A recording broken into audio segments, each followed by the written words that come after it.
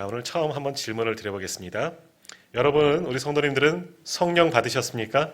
네. 할렐루야. 깜짝 놀랐습니다. 이렇게 아멘 소리가 클 줄 몰랐네요. 자, 오늘 질문이 바로 그거죠. 성령을 받았느냐? 너희는 성령을 받았느냐? 자, 오늘 이것이 사도 바울이 이제 에베소의 복음을 전하기 시작할 때 갔더니 믿는 사람들이 있어요. 예수 믿는 사람들이 이미 있는 거예요. 많은 소문을 듣고 사도 바울이 아니라도 전도자들이 있기 때문에 여러 곳에 복음이 이미 퍼진 상황이었나 봐요. 사도 바울이 그곳에 가서 이야기하죠. 예수 믿는 사람들이 있구나. 그러면 너희는 성령을 받았느냐 하며 질문을 하는 것이 이제 오늘 본문의 말씀입니다. 자, 오늘 우리도 똑같이 질문을 받습니다. 당신들은 예수를 믿는데 당신들은 성령을 받았습니까? 당신은 성령을 받았습니까? 이것이 나에게 주는 질문으로 한번 바꿔보십시오. 나는 정말 성령을 받았는가? 한번 스스로 한번 질문해 보십시오. 나는 성령을 받았느냐? 자, 예수를 믿으면 되지, 교회 다니면 되지, 성령을 꼭 받아야 되는가? 그렇게 생각해 볼 수 있습니다. 예수 믿으면 성령을 다 받아야 되는데 나는 받았는가? 또 한번 생각해 보시고 성령을 받았다는 것이 또 무엇인가? 또 오늘 말씀을 통해서 한번 고민해 깊이 묵상해 보시기를 바랍니다. 자, 그러나 이것은 굉장히 중요한 거예요. 예수를 믿는다는 것, 또 한편으로는 성령이 우리와 함께 하심이에요. 성령 충만함의 역사가 일어나야 되는 거죠. 예수를 믿는 것과 또 성령을 받는 것과 분리시키는 것이 아니라 예수를 믿는다는 것은 곧 주의 성령이 우리와 함께 하심을 믿는 것. 다시 말하면 오늘 내가 성령으로 충만하게 체험받았다. 이것을 확신하는 것이 성령 충만함이다 라고 말할 수 있습니다. 자, 우리는 이미 성령을 받았습니다. 성령의 충만함도 입었습니다. 근데 우리 생각에는 내가 성령을 받았는지 성령으로 충만한지 성령이 오늘 에베소서 사람들처럼 성령이 뭐지? 하고 말할 수도 있는 거예요. 자, 우리는 성령을 받아야지만 우리의 믿음이 굳건해질 수가 있는 겁니다. 자, 오늘 한국교회 우리 교회만 그러겠습니까? 사실은 온 세상이 살기 힘들고 어려움이 가득합니다.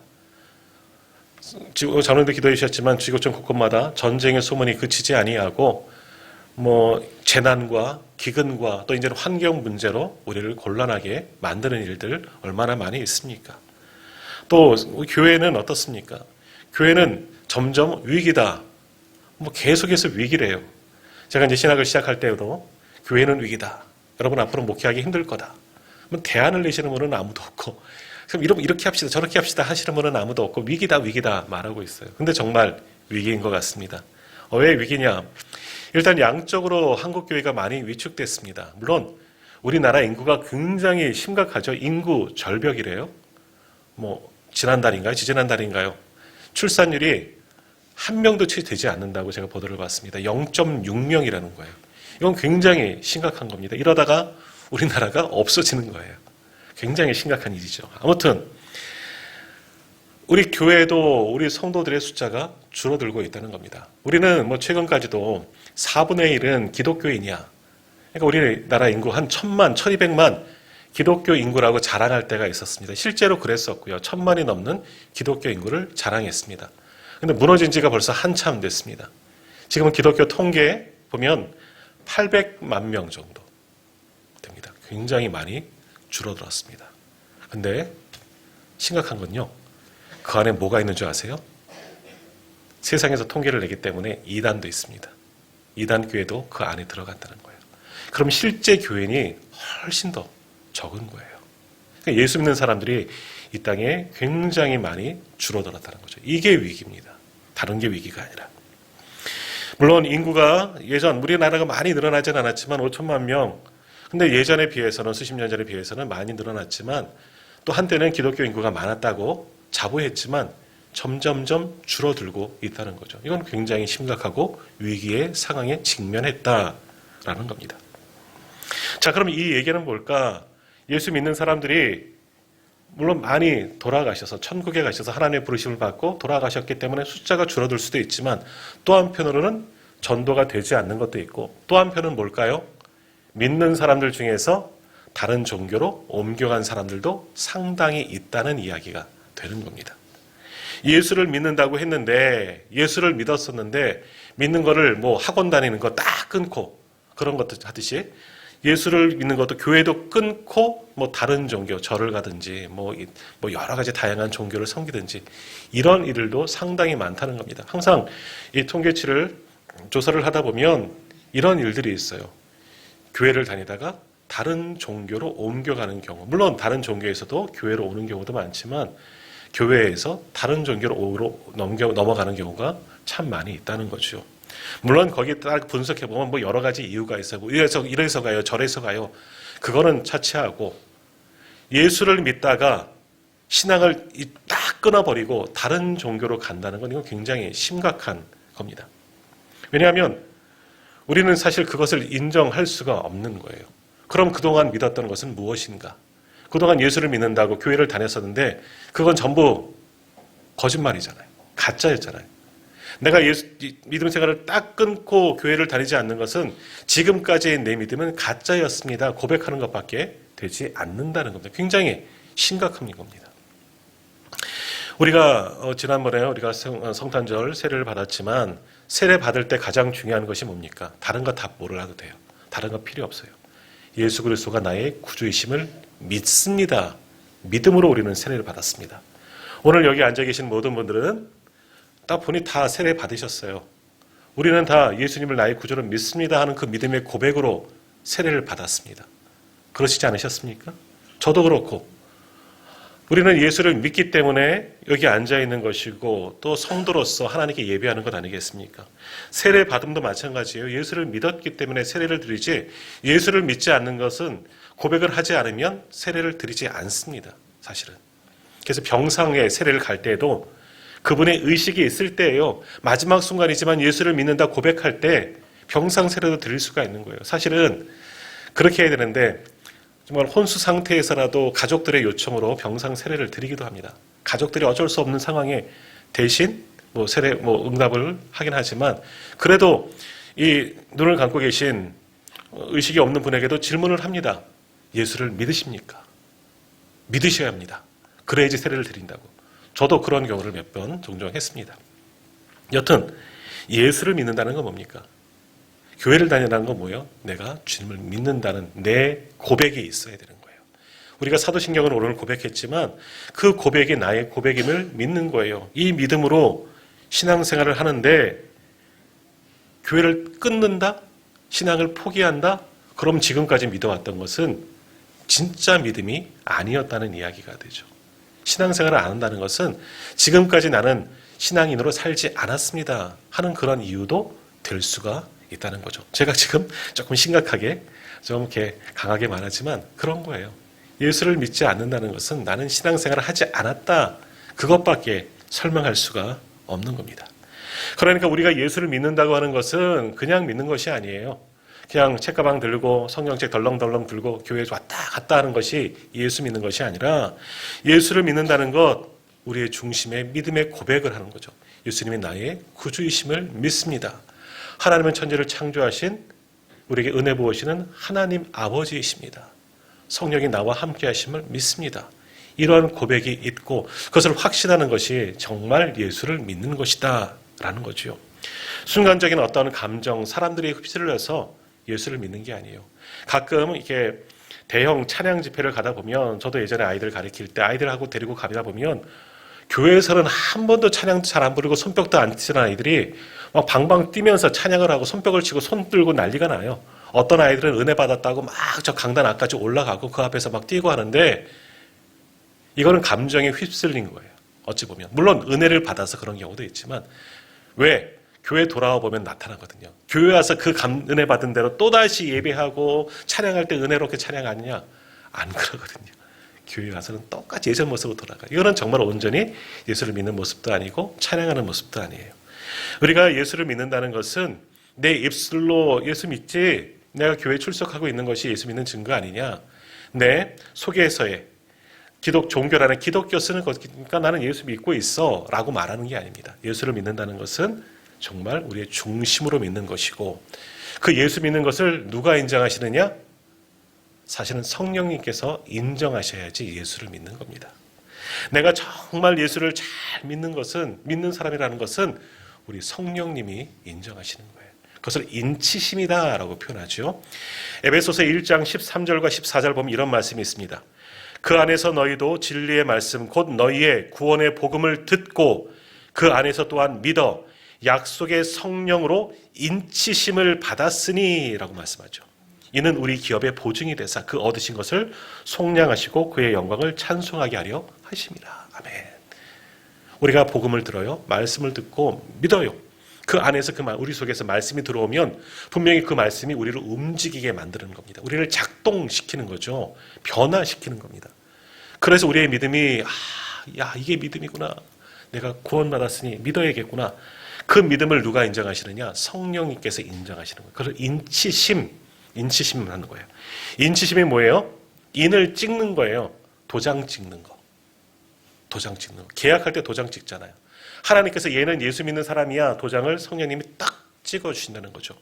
성령님이 우리에게 보증서 주신다는 거죠. 우리 요즘에 서로 보증 쓰지 말라 그러잖아요. 하지만 성령님이 우리는 믿는 사람이라고 보증서 주시는 게 인치심이라는 거죠. 나를 인정하신다는 거예요. 그러니까 우리가 믿는 것, 우리가 정말 예수 그리스도를 믿는다는 것은 뭐냐? 나도 믿지만 그 믿음을 누가 인정하신다? 성령님께 인정받아야 되는 거예요. 그러니까 우리의 신앙생활은 쉬운 일이 아니에요. 인정받는 믿음이 되어져야 하고 성령님의 인치심을 받는 그런 믿음이 되어져야 하는 거죠. 그러기 위해서는 오늘 우리가 성령을 알고 그 성령으로 충만함을 받아야 되는 거예요. 그래야지 우리의 믿음이 진짜 믿음이 되는 거죠. 성령의 인침받는 믿음이 되는 겁니다. 그러지 않으면 흔들릴 때 여러 가지 상황 속에서 교회를 딱 끊어버리고 떠나는 겁니다. 떠나는 사람들 나쁘다, 이렇다 저렇다, 그건 나중 문제고, 교회를 떠나는 것은 그동안 믿었다는 것은 가짜 믿음인 거죠. 성령님의 인치심을 받지 못하였다는 겁니다. 우리가 볼 때는 믿음 좋은 사람 같고 하지만 아니라는 거예요. 내 믿음은 성령님의 인치심을 받아야 돼요. 그래야지 진정 예수 믿는 사람이 될 수가 있다라는 겁니다. 더욱이 성령님이 인치시는 믿음, 성령이 인정하시는 믿음은 흔들리지 않습니다. 예수 믿다가 교회 다니다가 다른 종교 가지 않습니다. 왜? 성령님이 함께 하시기 때문에, 성령으로 충만하기 때문에, 성령이 우리를 붙드시는데 어떻게 그렇게 할 수가 있느냐? 그럴 수 없는 거예요. 그러니까 우리가 예수 믿은 것, 성령의 충만을 받고 성령의 인치심을 받고 흔들리지 않는 견고한 믿음의 사람이 되는 것, 그것이 정말 예수를 믿는 겁니다. 오늘 예배하는 우리 모두는 그렇게 예수를 믿으시는 줄 믿습니다. 그러한 믿음으로 이미 성령님의 인정하심을 받은 줄 믿습니다. 이 믿음, 올 한 해 제가 여러 번 여기저기서 얘기한 것 같은데 52주 이제 앞으로 우리가 예배 드릴 터인데 2024년 52주만이겠습니까? 영원의 하나님 나라 갈 때까지 우리는 하나님 앞에 예배할 터인데 이 믿음 흔들리지 마십시오. 내게 어떤 상황이 와도 어떤 유혹이 와도 결코 흔들리지 마시고 우리 안에 계신 성령님을 붙들고 성령님의 도우심을 쫓아 끝까지 예수 잘 믿는 저와 우리 모든 성도님들 되시기를 주님의 이름으로 축복합니다. 자, 성령님, 우리 성령님은 물론 태초부터 계셨지만 우리는 성경에서 성령님의 본격적인 활동하심을 예수님이 승천하신 이후로 우리는 그렇게 생각하지요. 그렇게 보고 있습니다. 승천하시면서 내가 너에게 성령을 보내주시겠다. 그래서 마가의 다락방에서 기도하던 120명의 성도들에게 오순절 성령님이 임하셨지요. 우리는 그때부터 성령이 역사하셨다라고 생각을 합니다. 물론 그때부터 성령님이 계신 것은 아니고 성령이 그때 탄생하신 것은 아니에요. 성령은 삼위일체 하나님의 또 다른 위격이시기 때문에 처음부터 태초부터 이미 성령님은 계셨죠. 아무튼 성령이 우리가 알게끔 역사하시는 것은 신약, 바로 사도행전 오순절 성령 사건 이후다라고 생각해 볼 수 있습니다. 물론 구약에도 성령님은 분명히 활동하심을 성경은 증거하고 있지만 그래도 우리가 느끼는 성령님은 오순절 성령 사건의 계기가 큽니다. 근데 그 전에 예수님께서 제자들에게 말씀하시죠. 내가 가는 것이 너희에게 유익이다. 내가 주님 말씀이죠. 십자가를 지고 죽음 이후에 승천해서 하나님의 나라 가는 것이 너희에게 유익이다라고 말씀하십니다. 왜 유익이라 말씀하십니까? 그 다음에 너희에게 성령이 오실 것이기 때문에. 자, 한번 가만히 생각해 보십시오. 예수님이 우리와 함께 하심이 유익입니까? 좋습니까? 성령님이 우리와 함께 하시는 것이 더 유익입니까? 답은 뭘까요? 답하기 곤란하시죠? 둘 다 유익한 거죠. 예수님이 함께 계시는 것도 유익한 거고 성령님이 함께 계심도 유익한데, 주님은 내가 가고 성령이 너희와 함께 하시는 것이 유익하다 말씀하셨습니다. 자신의 존재를 부인하는 것은 아니죠. 왜 그것이 유익할까 다 아실 거예요. 예수님은 육신으로 이 땅에 오신 분이에요. 우리랑 똑같은 육체를 받으신 분이죠.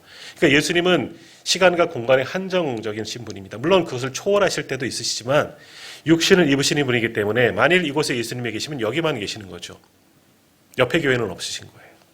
또 저쪽 교회 가시면 우리 계시는 육신을 입으신 예수님은 없으신 거예요. 그러니까 예수님은 공간적인 한계를 있으신 거죠. 물론 그것을 넘어서는 분이 예수님입니다. 거기를 가다 두셔는 안 되는 거예요. 할렐루야. 네, 여기를 보셔야죠. 근데 성령님은 왜 유익이냐? 예수님과 똑같은 신분이에요. 예수님이 우리에게 유익을 주시는 것처럼, 예수님을 통해서 하나님을 보고 예수님의 능력을 우리가 얻게 된 것처럼 예수님이 우리와 함께 하심도 물론 굉장히 큰 은혜이고 유익이지만, 성령님은 말 그대로 영이십니다. 무소부재하신 분이에요.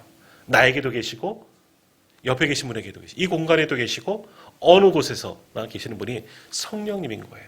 장소와 시간과 여러 가지 것들을 제한받지 않으시는 분이 성령님이시기 때문에, 영이신 분이시기 때문에, 그렇기 때문에 그것이 유익이다 말씀합니다. 그래서 요한복음 16장 7절에서 주님이 말씀하셨습니다. 그러나 내가 너희에게 실상을 말하노니 내가 떠나는 것이 너희에게 유익이라. 내가 떠나가지 아니하면 보혜사가 너희에게로 오시지 아니할 것이요, 가면 내가 그를 너희에게로 보내리니. 성령이 우리에게 오는 것도 큰 유익이에요. 사실은 예수님이 우리와 함께하면 얼마나 좋아요.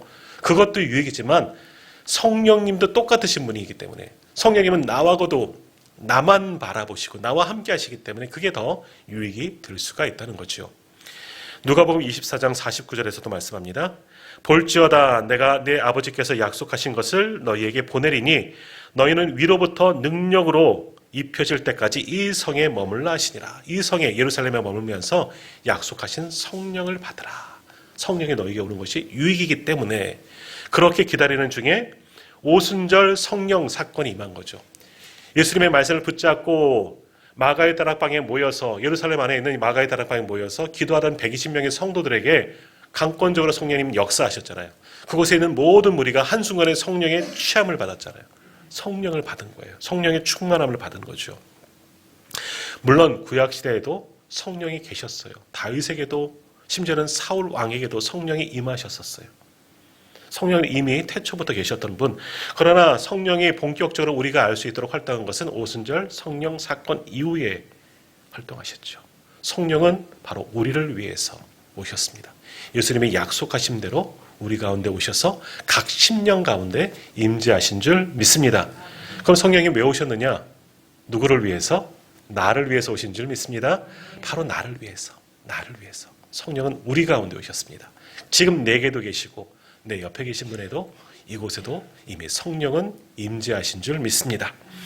자, 오늘 본문 말씀 보십시오. 1절 시작할 때 분명히 이야기하죠. 사도 바울이 에베소를 향하여 이제 복음을 전하러 전도 여행을 다니는 중에 에베소를 도착하게 됩니다.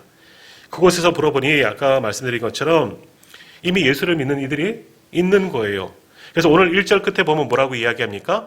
에베소에 와서 어떤 제자들을 만나라고 이야기하잖아요. 제자는 누구를 가리키느냐? 그리스도를 따르는 사람들이 제자는 거예요. 예수님의 제자가 아니라, 예수님의 12명의 제자가 아니라 예수님을 믿는 사람들을 가리켜서 제자라고 이야기를 한 거죠. 그러니까 우리가 예수님의 제자인 겁니다. 에베소에 도착하여 봤더니 이제 복음을 전하려고 하였더니 예수님을 믿는 사람들이, 제자들이 있는 겁니다. 오, 여기 예수님을 믿는 이들이 있구나. 누군가 벌써 복음을 전해줬고 전도했구나. 얼마나 감사한 일이에요. 그래서 그들에게 물어보는 겁니다. 너희는 온전히 믿느냐? 그럼 너희는 성령을 아느냐?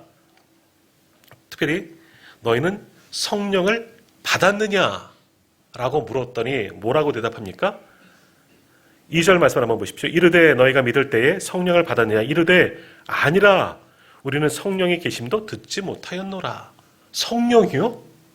성령이 뭐예요? 우리는 성령을 알지 못하고 듣지도 못했습니다. 라고 이야기를 하는 거예요. 예수를 믿는데 주님께서 약속하신 성령은 모른다 이야기를 하는 겁니다. 그러니까 이들이 믿기는 믿는데 잘 모르고 믿는구나. 온전히 믿지를 못하는구나.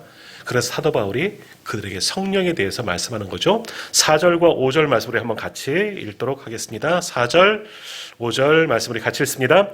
바울이 이르되 요한이 회개의 세례를 베풀며 백성에게 말하되 내 뒤에 오시는 이를 믿으라 하였으니 이는 곧 예수라 하거늘 그들이 듣고 주 예수의 이름으로 세례를 받으니 그 다음 어떤 일들이 일어납니까? 사도 바울이 그들에게 안수하고 성령 세례를 베풀었더니 그들이 방언도 하고 예언도 하고 12사람쯤 성령 충만하게 되었다라고 결론 짓고 있습니다. 예수를 믿지만 아직은 이들에게 온전한 복음이 제대로 전해지지 못해서 성령을 잘 알지 못하였다는 거예요. 그러니까 믿기는 믿지만 성령님이 주시는 믿음이 아니라 자신들의 의지로 믿은 거지요.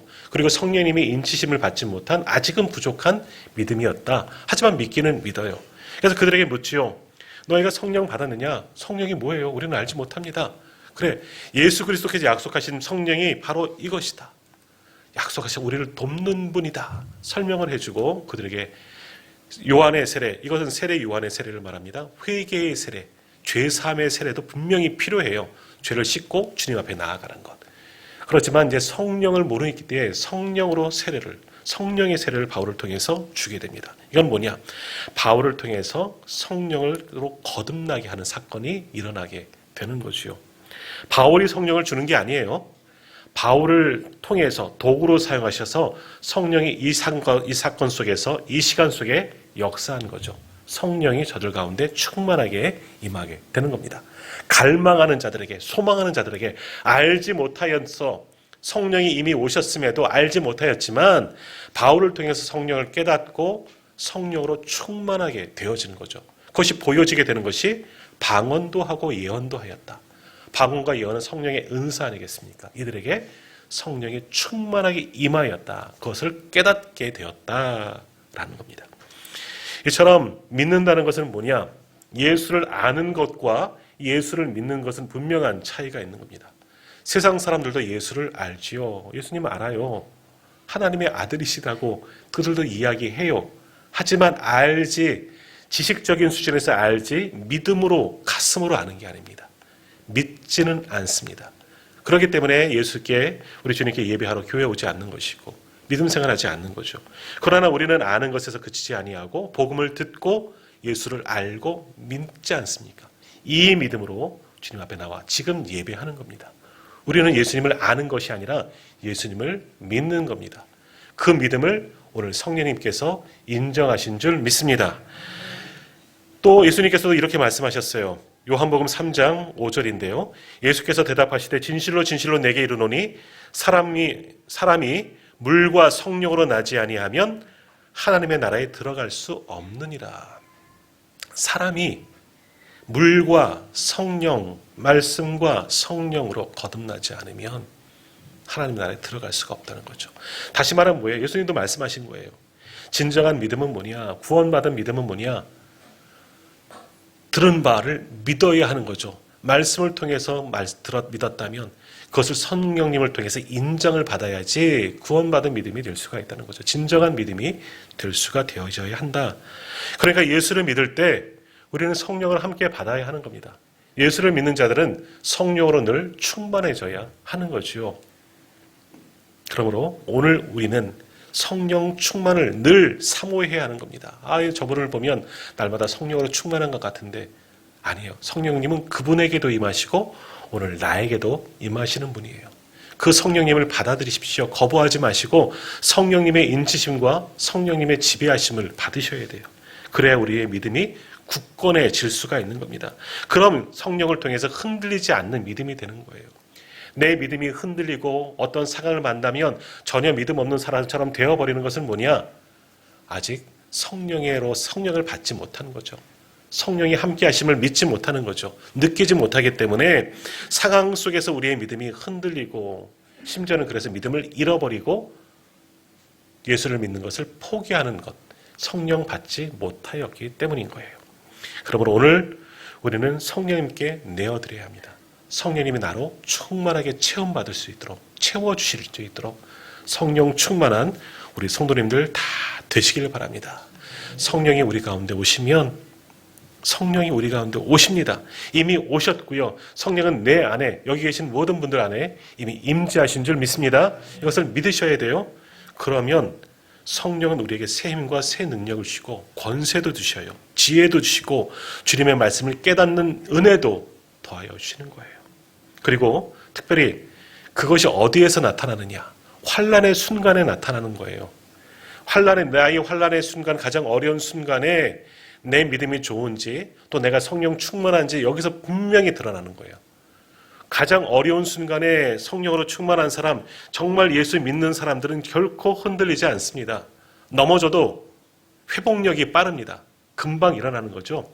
우리는 연약한 사람이기 때문에 너무나 견디기 어려운 일이 생기면 넘어져요. 쓰러져요. 약한 그 순간이 있습니다. 그러나 약할 때 강함 되신다 말씀 찬양하잖아요. 왜? 성령이 함께 하시기 때문에. 성령을 통해서 새 힘과 새 능력을 얻기 때문에. 영적 전쟁도 마찬가지예요. 우리를 흔들리는 미혹, 유혹들, 시험거리들 얼마나 많습니까? 그러나 성령 충만한 사람들은 잠깐 넘어질 수 있지만 반드시 그것을 이길 수가 있습니다. 왜? 성령이 우리와 함께 하시고 우리를 지키고 보호하고 이길 힘을 더하여 주시기 때문에. 그러니까 믿는 것을 그치지 아니하고 성령의 인치심을 받고 성령 충만함을 꼭 사모하시고 성령으로 체험받으시기를 바랍니다. 자, 이 성령 오늘 우리가 이미 받았습니다. 성령을 이미 받았습니다. 자, 근데 때로는 우리 생각에 목사님의 성령 받았다고 말씀하시는데 나는 성령을 받았는가? 받지 않았는 것 같은데 막 고민하고 할 수가 있어요. 그리고 성령 받은 것이 무엇인지 또 성령을 어떻게 받는 것인지 사실은 굉장히 쉽습니다. 우리 마음을 여십시오. 성령님이 이미 이 공간에 계시기 때문에 성령은 누구든지 남녀노소 불문하고 받을 수가 있어요. 올해가 되면, 연초가 되면 직분을 새로 받습니다. 사명도 새로 받지요. 사실 우리 집사님들은 해마다 집사의 직분을 새로 받는 거예요. 우리 항존직이라고 표현하는 장로님, 권사님, 우리 교회는 이제 안수 집사님이 안 계시지만 안수 집사님은 그 직분을 이제 계속해서 영원히 받기에 항존직, 영원한 직분이라고 이야기를 하는 거죠. 그러나 다른 분들은 서리 집사님이라고 표현합니다. 서리는 빼죠. 서리는 뭐냐면 임시직과 같은 거예요. 매년마다 새로 집사의 임명을 받아야 돼요.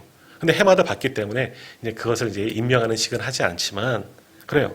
직분은 어떤 자격이 있어야 돼. 세례를 받아야 하는 자격도 있고 열심히 교회를 예배해야지 뭐 집사의 직분도 주고 그러지 않겠습니까? 하지만 성령은 그렇지 않습니다. 성령을 예수를 믿으면 누구에게든지 성령이 임하게 되는 거예요. 우리가 느끼지 못하지만 성령님은 우리가 믿기로 고백하는 그 순간 이미 우리 가운데 임재하신 줄 믿습니다. 그 성령을 마음을 열고 내 안에서 움직이도록 나를 변화시키도록 우리를 내어주십시오. 그리고 더욱이 아직 잘 모르겠으면 간절히 기도하셔야 돼요. 오순절 마가의 다락방에도 언제 성령이 임했습니까? 그들이 성령이 오심을 간절히 사모하며 기도할 때에 성령을 원하지도 않고 기도하지도 않는데 성령이 오실 수 있느냐? 오심에도 느끼지 못하는 거예요. 그러나 깨어 기도하는 사람, 민감한 사람, 영적으로 깨어있는 사람들은 성령이 오심을 알고 민감하고 성령에 반응할 수가 있는 거죠. 성령님은 누구에게나 가시는 분이에요. 하나님의 영이시기 때문에 주님이 우리에게 약속하셨고 보내주신다 말씀하셨잖아요. 그러므로 기도하는 가운데, 예배하는 가운데, 말씀을 묵상하는 가운데 성령님 나에게도 오늘 임재하신 줄 믿습니다. 분명히 성령이 임재하실 겁니다. 그 임재하심을 믿고 온전히 성령 충만하여 주와 복음을 위해서 살아갈 수 있는 우리 모두가 다 되시기를 바랍니다. 오늘 부어지는 그 성령 2024년 함께하여 주실 줄 믿습니다. 내 곁에 오셔서 나를 지키시고 보호하시고 늘 우리와 함께하시고 도우시는 줄 믿습니다. 그래서 주님이 성령을 이야기할 때 보혜사라고 말씀하신 거예요. 보혜사, 헬라어로 파라클레토스, 이것까지는 알 필요 없고 파라클레토스, 성령님, 무슨 뜻이냐? 도움을 베풀기 위해서 우리의 곁으로 오시는 분, 우리를 도우시는 분, 우리에게 말씀하시는 분, 우리와 함께 하시는 분이 바로 성령님 그 이름의 자체예요. 파라클레토스, 보혜사. 그 성령님이 오늘 우리 가운데 함께 하신 줄 믿습니다. 나에게도 임하시고 보혜사 나를 돕는 분이 되셔서 우리가 하나님 오시는 그날, 주님이 다시 오시는 그날까지, 하나님 나라가 이 땅에 완성되어지는 그날까지 우리와 영원토록 동행하시고 우리를 지키시고 보호하시는 줄 믿습니다. 그 성령 이미 받으셨습니다. 내 안에 계신 성령님 사모하며 성령의 사람으로 살아가고 성령님이 인정하시는 귀한 믿음의 사람들로 세움받는 우리 모두가 다 되시기를 주님의 이름으로 축복합니다. 기도하겠습니다.